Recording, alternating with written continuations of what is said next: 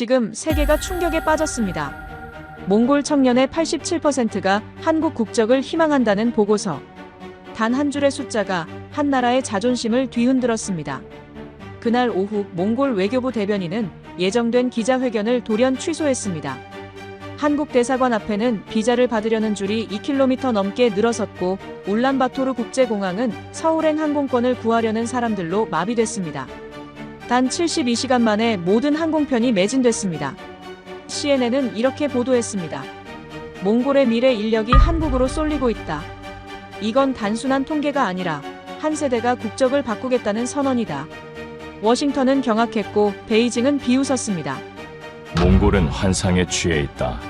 하지만 같은 시각 서울정이라 불리는 울란바토르 신도시의 거리에서는 CU, 파리바게뜨, GS25의 불빛이 새벽까지 꺼지지 않았습니다.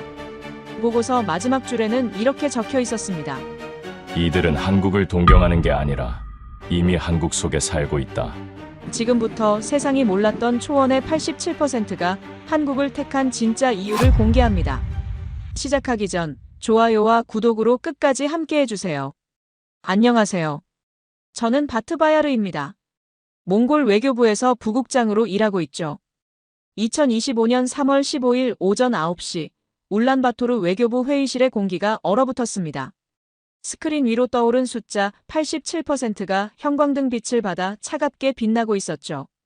회의실 창문 너머로 들리는 자동차 경적 소리마저 멀게 느껴졌습니다. 제 심장이 무겁게 가라앉는 걸 느꼈어요. 그 숫자는 단순한 통계가 아니라 우리의 자존심을 갈갈이 찢어놓는 칼날 같았습니다. 몽골 청년의 87%가 한국 국적 취득을 희망한다. 보고서를 읽어내려가던 통계청장의 목소리가 떨렸습니다. 회의장에 모인 32명의 고위 관료들이 일제히 숨을 멈췄죠. 누군가 작게 한숨을 내쉬었어요. 감볼드 차관이 테이블을 내리치며 말했습니다. 이건 통계가 아니라 자존심의 붕괴야. 저는 떨리는 손끝을 책상 아래로 숨겼습니다. 그 순간 머릿속으로 12년 전 기억이 칼날처럼 파고들었죠. 2013년 겨울 서울의 한 술집이었습니다. 중국인 유학생 왕레이가 술잔을 높이 들며 비웃었어요. 왕레이의 붉은 얼굴이 형광등 아래서 번들거렸습니다. 바트바야르, 솔직히 말해봐. 몽골은 중국과 한국의 도움 없이는 못 서는 나라잖아. 술집 안의 웃음소리가 제 귓가를 때렸습니다. 왕레이가 계속 말했죠. 스스로 한 게 뭐가 있니? 칭기즈칸? 그건 800년 전 얘기고. 제 주먹이 떨렸지만 아무 말도 할 수 없었습니다. 그날 밤 저는 눈보라를 맞으며 거리를 걸었어요. 얼굴에 부딪히는 눈발보다 차가운 건 세상이 우리를 보는 시선이었죠. 그날 이후 저는 맹세했습니다. 다시는 누구에게도 의존하지 않겠다고요. 회의실로 돌아온 제 의식이 다시 87%라는 숫자에 고정되었습니다. 저는 천천히 일어섰어요. 창밖으로 울란바토르의 스카이라인이 보였죠. 고층 빌딩들 사이로 한국 기업들의 간판이 빛나고 있었습니다. 존중 없는 도움은 결국 지배입니다. 제 목소리가 회의실에 울렸습니다. 모두가 저를 돌아봤죠. 저는 보고서를 덮으며 말을 이었어요. 우리 청년들이 원하는 게 정말 한국 국적일까요? 아니면 존엄한 삶일까요? 정적이 흘렀습니다. 통계청장이 안경을 벗으며 한숨을 내쉬었죠. 감볼드 차관이 쓴웃음을 지었습니다. 그 둘을 구분할 수 있다고 생각하나 바트바야르. 저는 대답하지 않았습니다. 할 수도 없었죠. 마음 한구석에서는 감볼드의 말이 옳다는 걸 알고 있었으니까요. 하지만 인정하고 싶지 않았습니다. 그것만은요. 회의가 끝나고 저는 혼자 회의실에 남았습니다. 스크린의 전원은 꺼졌지만 87%라는 숫자는 제 망막에 새겨진 듯 사라지지 않았죠. 창밖으로 봄바람이 불어왔지만 제 마음은 12년 전 그 겨울밤처럼 차가웠습니다. 그 보고서를 받은 지 일주일이 지났습니다. 저는 외교부 3층 회의실에서 한국 측이 보낸 협력안을 검토하고 있었어요. 두꺼운 서류 뭉치가 제 앞에 쌓여 있었죠. 몽골, 한국 미래 파트너십 2030이라는 제목이 금색 글씨로 박혀 있었습니다. 첫 페이지를 넘기자 화려한 문구들이 눈에 들어왔어요. 상호 존중, 공동 번영, 지속 가능한 협력. 저는 쓴웃음을 지었습니다. 이런 아름다운 단어들 뒤에 숨은 진짜 의도가 무엇일까요? 제 경험상 외교 문서의 미사여구가 화려할수록 그 속내는 더 차갑기 마련이었죠. 교육 협력 조항을 읽어 내려갔습니다. 한국어 교육 확대, 교사 파견, 장학금 증액. 겉으로는 너무나 관대한 제안이었어요. 하지만 제 눈에는 다르게 보였습니다. 언어를 가르친다는 것은 결국 생각을 심는 것이죠. 문화를 전파한다는 것은 마음을 지배하는 것이고요. 저는 펜을 내려놓으며 말했습니다. 결국 돈이 움직이고 그 다음엔 마음이 따라오지. 옆에 있던 참모들이 조심스럽게 저를 쳐다봤어요. 투무르 과장이 안경을 고쳤으며 물었습니다. 부국장님, 이 제안을 거절하시겠다는 건가요? 저는 창밖을 바라봤습니다. 울란바토르의 하늘은 맑았지만 제 마음속은 먹구름으로 가득했죠. 한국 기업들이 세운 빌딩들이 햇빛을 받아 반짝이고 있었어요. 마치 우리 도시를 점령한 성체들처럼 보였습니다. 투무르 과장, 자네는 이게 순수한 호의라고 믿나? 투무르가 말을 더듬었습니다. 저는 의자를 돌려 다시 서류를 들여다봤죠. 경제협력 부분에는 더 많은 투자와 기술 이전이 약속되어 있었어요. 숫자들은 분명 매력적이었습니다.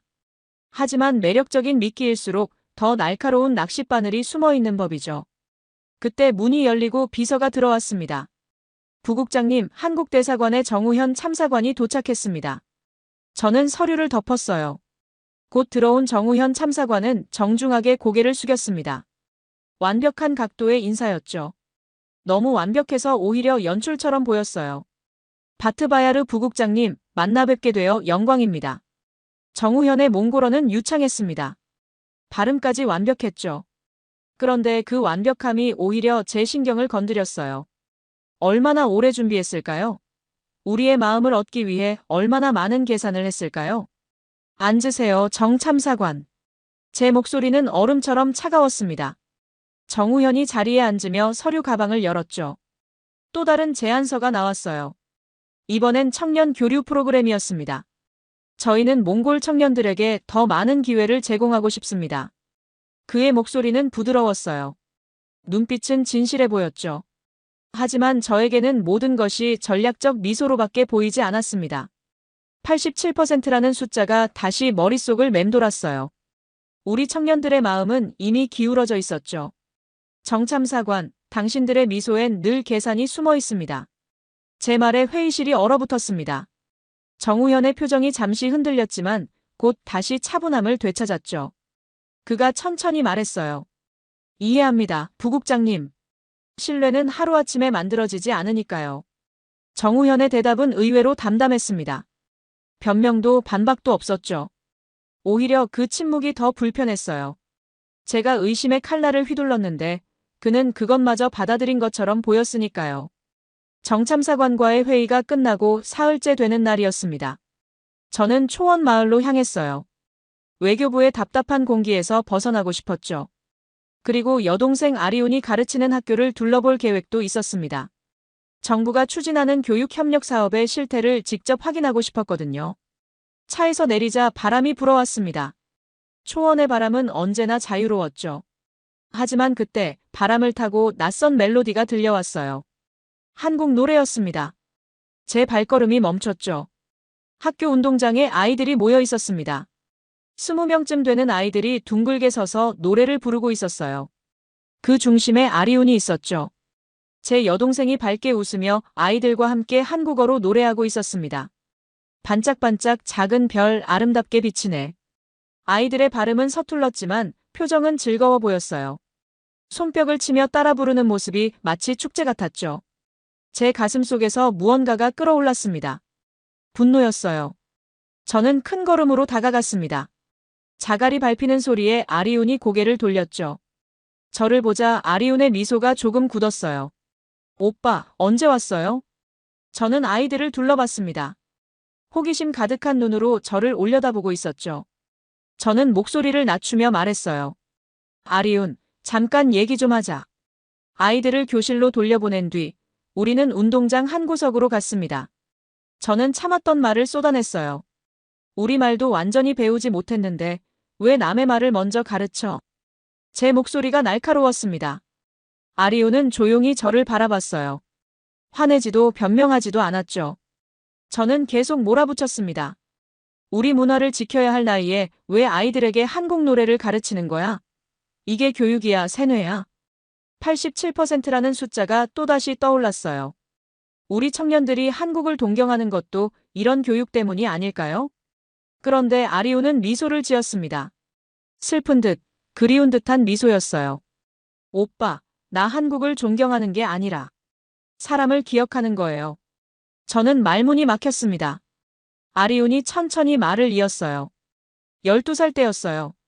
제가 폐렴으로 쓰러졌을 때 한국의료봉사단이 우리 마을에 왔었죠. 기억나요? 기억났습니다. 그때 저는 울란바토르에서 대학을 다니고 있었고 아리운이 위독하다는 소식에 급히 내려왔었죠.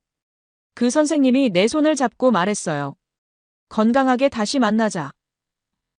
아리운의 목소리가 떨렸습니다. 단순한 인사였을지도 몰라요. 하지만 그 한마디가 내 인생을 바꿨어요. 누군가가 진심으로 내 건강을 걱정해주고 다시 만나길 바란다는 걸 느꼈거든요. 저는 아무 말도 할 수 없었습니다. 아리운이 운동장 너머를 바라보며 말했죠. 그래서 한국어를 배웠어요. 언젠가 그 선생님을 다시 만나면 제대로 고맙다고 말하고 싶어서요. 그리고 이제는 아이들에게 가르쳐요. 언어는 마음을 잇는 달이니까요. 바람이 불었습니다. 아리운의 머리카락이 날렸어요. 저는 여전히 의심으로 가득했지만 뭔가 반박하기 어려운 무언가가 있었죠. 오빠는 세상을 너무 차갑게만 봐요. 모든 호의가 계산이고 모든 도움이 지배라고 생각하죠. 하지만 때로는 그냥 사람과 사람의 마음일 수도 있어요. 아리운이 교실로 돌아갔습니다. 저는 혼자 운동장에 서 있었어요. 멀리서 아이들의 웃음소리가 들렸죠. 그 웃음소리가 마음 한구석을 건드렸습니다.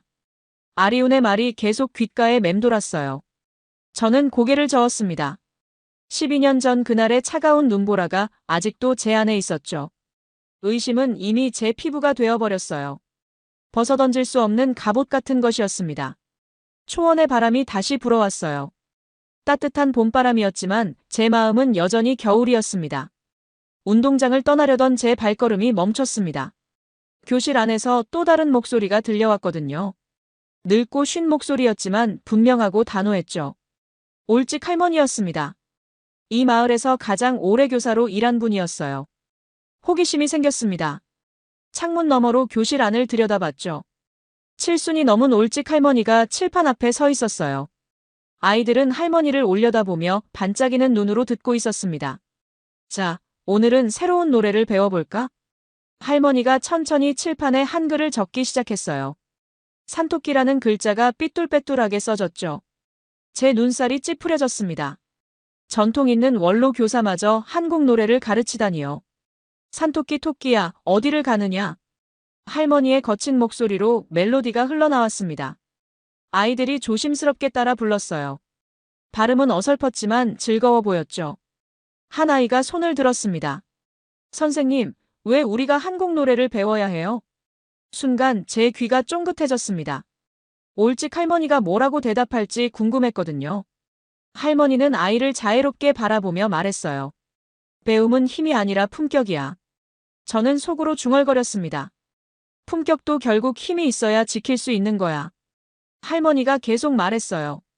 언어를 배운다는 건 다른 세상의 문을 여는 거란다.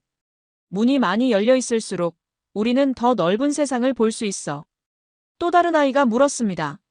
그럼 우리가 한국어를 배우면 더 똑똑해져요? 할머니가 고개를 저었어요. 똑똑해지는 게 아니라 겸손해지는 거야. 세상에 얼마나 많은 것들이 있는지 알게 되거든. 제 안에서 냉소가 치밀어 올랐습니다. 겸손? 그건 강자의 사치였죠. 약자에게 겸손은 굴복의 다른 이름일 뿐이었어요. 저는 교실 문을 열고 들어갔습니다. 아이들이 놀란 눈으로 저를 봤어요. 올직 할머니도 의외라는 표정이었죠.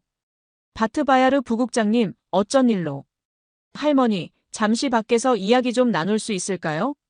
복도로 나온 우리는 서로를 마주봤습니다. 할머니의 눈은 맑았어요. 70년 세월이 담긴 눈이었죠. 할머니, 우리 아이들에게 정말 필요한 게 한국어일까요? 아니면 우리의 전통과 자존심일까요? 할머니가 잔잔하게 웃었습니다. 바트바야르, 자네는 배움을 너무 무겁게 생각해. 배움은 자유를 주지 않는다고 생각하지. 때로는 굴복을 부른다고. 제가 놀랐습니다. 제 마음을 꿰뚫어 본 것 같았거든요. 자네가 틀린 건 아니야. 하지만 완전히 맞는 것도 아니지. 배움은 선택이야. 우리가 무엇을 취하고 무엇을 버릴지 결정할 수 있는 힘을 주거든. 할머니가 교실로 돌아가며 덧붙였습니다. 두려움으로 문을 닫는 것보다 자신감으로 문을 여는 게 더 강한 거란다. 저는 혼자 복도에 남았어요. 할머니의 말이 틀렸다고 생각했습니다. 문을 열면 들어오는 건 바람만이 아니었죠. 폭풍도 들어올 수 있었어요.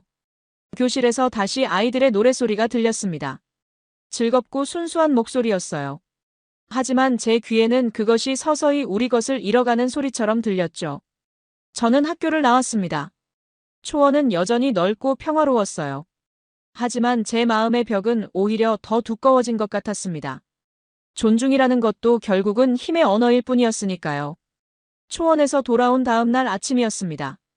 외교부 대회의실에 고위 관료들이 모였어요. 한국과의 협력안을 최종 결정하는 자리였죠. 저는 무거운 마음으로 회의실로 들어갔습니다. 어제 올직 할머니와 아리운의 말들이 계속 머릿속을 맴돌았거든요. 회의실은 이미 열기로 가득했습니다. 찬성파와 반대파가 팽팽하게 맞서고 있었죠. 감볼드 차관이 테이블 끝에 앉아 서류를 넘기고 있었어요. 그의 표정은 어두웠습니다. 외교부 장관이 회의를 시작했습니다. 오늘은 최종 결정을 내려야 합니다. 한국의 교육협력안을 받아들일 것인가 말 것인가. 토론이 시작되었어요. 찬성하는 목소리들이 먼저 나왔습니다. 경제적 이익, 교육의 질 향상, 청년들의 기회 확대. 듣기 좋은 말들이었죠. 그때 간볼드가 손을 들었습니다. 회의실이 조용해졌어요. 여러분, 정신 차리세요. 한국은 결국 우리를 흡수할 겁니다. 간볼드의 목소리가 회의실에 울렸습니다. 몇몇이 고개를 끄덕였어요. 87%라는 숫자를 잊으셨습니까? 우리 청년들이 이미 마음을 빼앗겼는데 이제 아이들까지 내주자는 겁니까? 간볼드가 저를 쳐다봤습니다. 바트바야르 부국장도 동의하시겠죠? 당신이 늘 말하던 대로 의존은 곧 굴복이니까.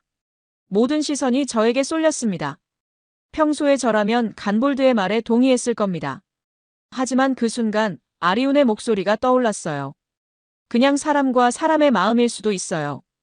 저는 천천히 일어섰습니다. 간볼드 차관님. 제 목소리가 나직하게 울렸어요. 우리가 두려워하는 게 흡수입니까? 아니면 변화입니까? 간볼드의 눈이 커졌습니다. 제가 반박할 거라곤 예상하지 못했던 모양이었죠. 저도 의심합니다. 한국의 의도를, 그들의 진심을 의심해요. 하지만 저는 잠시 말을 멈췄습니다. 올직 할머니의 얼굴이 떠올랐어요. 형제는 앞뒤가 없습니다. 나란히 걷는 거예요. 회의실이 술렁였습니다. 간볼드가 비웃듯 말했죠. 바트바야르, 당신이 그런 말을 하다니. 한국 유학 시절에 받은 모욕을 잊었습니까? 잊지 않았습니다. 제가 단호하게 대답했어요. 하지만 과거의 상처 때문에 미래를 닫을 순 없습니다. 존중은 굴복이 아니라 선택이에요. 누군가 박수를 쳤습니다. 다른 이들도 따라 박수를 쳤죠. 하지만 간볼드의 표정은 차가웠어요. 당신도 결국 87% 중 한 명이 된 겁니까? 그 말이 가슴에 비수처럼 박혔습니다. 저는 고개를 저었어요. 아닙니다. 저는 여전히 의심합니다. 하지만 의심만으로는 아무것도 지킬 수 없다는 걸 깨달았을 뿐입니다. 회의는 결국 표결로 이어졌습니다. 협력안은 근소한 차이로 통과되었죠. 저는 찬성표를 던졌어요. 완전히 믿어서가 아니었습니다. 더 이상 두려움에만 갇혀있고 싶지 않았을 뿐이었죠. 회의가 끝나고 간볼드가 제 옆을 지나가며 속삭였습니다. 당신은 변했어, 바트바야르. 그게 좋은 건지 나쁜 건지는 시간이 말해주겠지. 저는 창밖을 바라봤습니다. 울란바토르의 하늘은 맑았어요. 제 마음속 겨울이 조금씩 녹고 있는 것 같았습니다. 회의에서 협력안이 통과된 지 일주일 후였습니다. 정우현 참사관이 초원 마을을 방문하겠다는 연락이 왔어요. 구체적인 실행 방안을 논의하기 위해서라고 했죠. 저는 그를 만나러 다시 초원으로 향했습니다. 마을 입구에서 정우현을 기다리고 있었어요. 검은색 승용차가 먼지를 일으키며 다가왔습니다. 차에서 내린 정우현은 평소와 달랐어요. 정장 대신 편한 옷차림이었죠. 손에는 서류 가방이 아닌 작은 보따리를 들고 있었습니다. 바트바야르 부국장님, 다시 뵙게 되어 반갑습니다. 정우현이 고개를 숙였어요. 이번엔 완벽한 각도가 아니었습니다. 자연스러운 인사였죠. 먼 길 오셨습니다. 정 참사관. 우리는 마을 회관으로 걸어갔어요. 정우현이 주변을 둘러보며 말했습니다. 아름다운 곳이네요. 하늘이 정말 넓습니다. 저는 대답하지 않았어요. 외교관들의 칭찬은 늘 의도가 있었으니까요. 회관에 도착하자 정우현이 보따리를 풀었습니다. 뜻밖에도 한국차와 다과가 들어있었어요. 그리고 작은 봉투 하나가 있었죠. 새로운 제안서를 가져오셨습니까? 제가 물었습니다. 정우현이 고개를 저었어요. 아닙니다. 오늘은 조약을 들고 오지 않았습니다. 인사를 전하러 왔을 뿐입니다. 저는 의아했어요. 정우현이 봉투를 건넸습니다. 안에는 사진 한 장이 들어있었죠. 한국의료봉사단이 이 마을을 방문했을 때 찍은 사진이었어요. 그 안에 어린 아리운이 있었습니다. 이 사진을 찍은 의사 선생님이 제 삼촌입니다. 돌아가셨지만 몽골에서의 시간을 늘 자랑스럽게 여기셨어요. 정우현의 목소리가 차분했습니다. 삼촌은 늘 말씀하셨습니다. 몽골 사람들의 따뜻함을 잊을 수 없다고요. 도움을 주러 갔지만 오히려 더 많은 것을 배웠다고 하셨죠. 저는 사진을 내려다봤어요. 아리운이 의사의 손을 잡고 웃고 있었습니다. 그 순간의 온기가 사진에서도 느껴졌죠. 정참사관, 그래서 무엇을 원하십니까? 아무것도 원하지 않습니다. 정우현이 대답했어요. 다만 제안하고 싶습니다. 우리가 서로를 더 알아가는 시간을 가졌으면 좋겠다고요. 저는 냉소를 지었습니다. 그것도 결국 전략 아닙니까? 맞습니다. 정우현의 솔직한 대답에 놀랐어요. 그가 계속 말했죠. 하지만 모든 전략이 나쁜 건 아니지 않습니까? 서로를 이해하려는 전략도 있으니까요. 정우현이 창밖을 바라봤습니다. 초원에서 아이들이 뛰어놀고 있었어요. 국경은 남겨두되 마음의 길은 열자. 이게 제 생각입니다. 그 말에 저는 잠시 말문이 막혔어요. 정우현의 눈을 들여다봤습니다. 계산된 친절함도 있었지만 그 뒤에 진짜 무언가가 있었어요. 진심이라고 부를 수 있는 것이었죠. 부국장님, 저는 몽골을 작은 한국으로 만들고 싶지 않습니다. 몽골은 몽골이어야 하니까요. 다만, 정우현이 잠시 멈췄다가 말을 이었어요. 서로의 좋은 점을 나누는 이웃이 될 수는 있지 않을까요? 저는 대답하지 않았습니다. 아직도 의심이 완전히 사라지지 않았거든요. 하지만 처음으로 그 의심에 균열이 생겼어요. 정우현이라는 사람 안에서 외교관이 아닌 인간을 봤으니까요. 정우현이 일어섰습니다. 오늘은 이만 돌아가겠습니다. 차는 두고 갈게요. 마을 분들과 나눠 드시면 좋겠습니다. 떠나는 정우현의 뒷모습을 보며 저는 생각했어요. 존중이란 어쩌면 이런 것일지도 모른다고. 강요하지 않고 기다려주는 것. 거리를 두되 마음은 열어두는 것. 정우현이 떠난 다음 날 마을 회관에 주민들이 모였습니다. 한국과의 교육 협력안에 대한 주민 투표를 하기로 했거든요. 정부는 결정했지만 실제로 아이들을 가르치고 키우는 건 이 마을 사람들이었으니까요. 회관은 사람들로 가득했어요. 목동들, 교사들, 상인들, 그리고 할머니, 할아버지들까지 모두가 진지한 표정으로 앉아 있었습니다.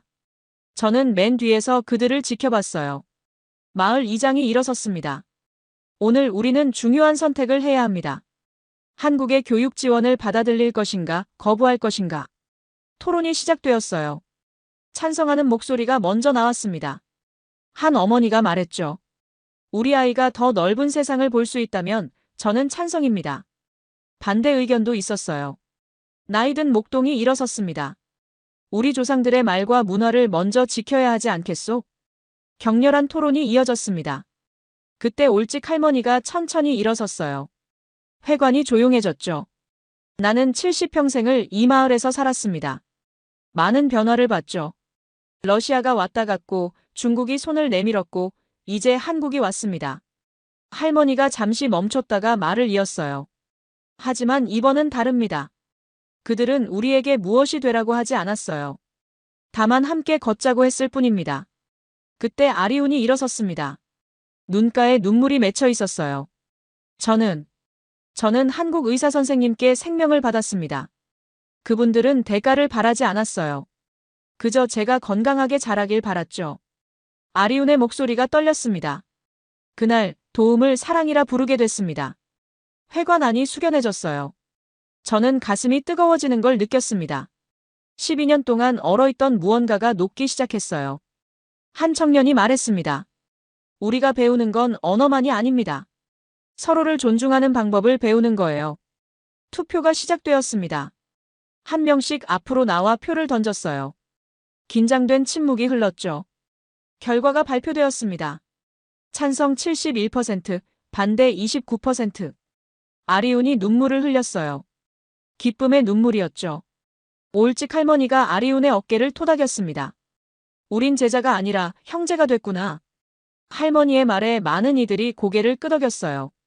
저도 모르게 눈시울이 뜨거워졌습니다. 한 젊은 아버지가 말했습니다. 우리 아이들이 두 개의 하늘을 볼 수 있게 됐네요. 몽골의 하늘과 한국의 하늘을. 아니에요. 아리운이 고개를 저었어요. 하늘은 하나예요. 우리가 나눠 놓았을 뿐이죠. 그 말에 저는 숨이 멎는 것 같았습니다. 그래요, 우리가 나눠 놓았을 뿐이었어요. 의심과 두려움으로, 상처와 자존심으로요. 저는 조용히 회관을 나왔습니다. 밖에는 별이 가득했어요. 눈물이 흘렀습니다. 부끄러움과 후회, 그리고 늦은 깨달음의 눈물이었죠. 71%라는 숫자가 머릿속에 맴돌았습니다. 87%와는 달랐어요. 이건 두려움이나 동경의 숫자가 아니었죠. 용기의 숫자였습니다.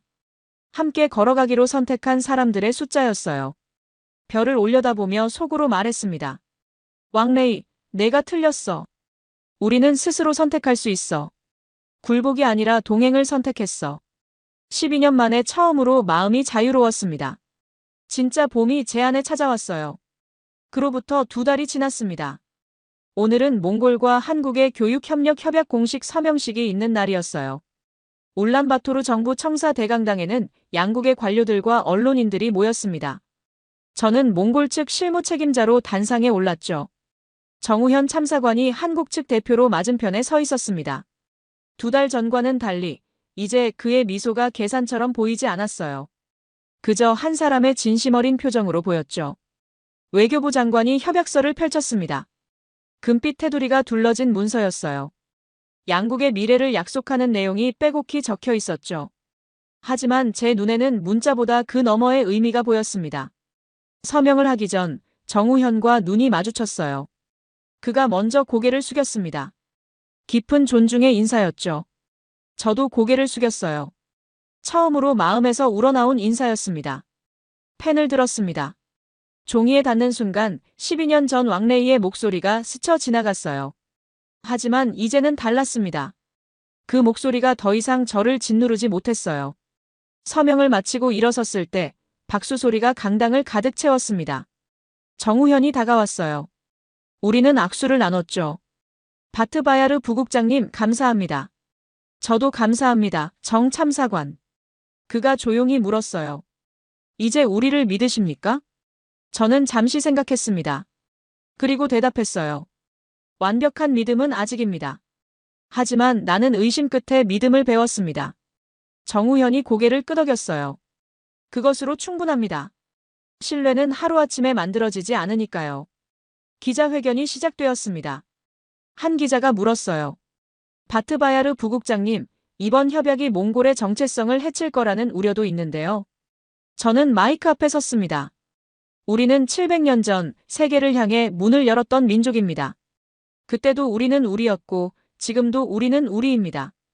다만 이제는 정복이 아닌 동행을 선택했을 뿐이죠. 또 다른 기자가 물었어요. 한국과 몽골의 관계를 어떻게 정의하시겠습니까? 정우현이 대답했습니다. 형제는 멀리 있어도 마음은 하나입니다. 우리는 거리는 있지만 마음의 길은 열려 있습니다. 저는 덧붙였어요. 두 나라가 하나가 되는 것이 아닙니다. 두 하늘이 하나의 마음으로 만나는 것이죠. 서명식이 끝나고 밖으로 나왔습니다. 울란바토르의 봄 햇살이 따뜻했어요. 정우현이 말했습니다. 다음에는 제가 아니라 그 의사 선생님이 오실 겁니다. 아리운 씨를 기억하는 분들이요. 저는 미소를 지었어요. 진짜 미소였죠. 아리운이 기다릴 겁니다. 이번엔 몽골어로 감사합니다라고 말하겠죠. 정우현이 웃었습니다. 그리고 한국어로도 감사합니다라고 하겠죠. 두 언어로 마음을 전하는 거예요. 멀리서 아이들의 노랫소리가 들렸습니다. 몽골 노래였어요. 그런데 이상하게도 낯설지 않았죠. 우리는 여전히 우리였으니까요. 저는 하늘을 올려다봤습니다. 구름 한 점 없이 맑았어요. 87%라는 숫자로 시작된 이야기가 이렇게 끝나리라곤 상상도 못했죠. 아니, 끝이 아니었습니다. 새로운 시작이었어요. 의심과 불신의 겨울을 지나 존중과 신뢰의 봄을 맞은 것이죠. 저는 걸음을 옮겼습니다. 초원으로, 아리운과 올직 할머니가 있는 그곳으로. 이제는 당당하게 걸을 수 있었어요. 우리가 선택한 길이었으니까요.